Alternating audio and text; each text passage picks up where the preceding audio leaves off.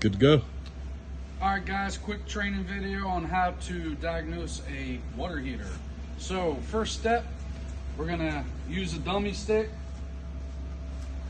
We're gonna verify that the dummy stick is operational by checking it at a live outlet. We should get a beep. Then, after we check that dummy stick to make sure it is working properly, we're gonna come over to the water heater. We're gonna check to see that that water heater has power. Okay, beep, I got power. Then we're gonna revert back to the breaker panel. We're gonna shut off the breaker panel that hopefully is labeled correctly with a 30 amp double pole for the water heater. We're then gonna come back and check again. Okay, boom, I got no power, all right? Then we're gonna proceed to taking the covers off of the water heater.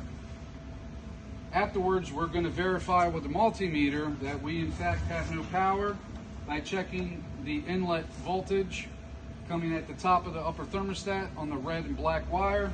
You can see am I reading 0 volts. Now I'm confirmed I can go ahead and start touching the things in the water heater. So then we're going to disconnect the screws on the upper thermostat, take the wires off. We're going to check our ohms reading. Remember guys, our ohms reading needs to be between 12 and 14 ohms on the upper thermostat, or excuse me, the upper element and the lower element. Once we've done that, we're going to reinstall our wiring. Once we have our wires reinstalled, we're going to go back to the breaker, turn it on. Now we're going to come back here. We're going to verify that we have the proper voltage at the water heater. Okay, I have 240 volts.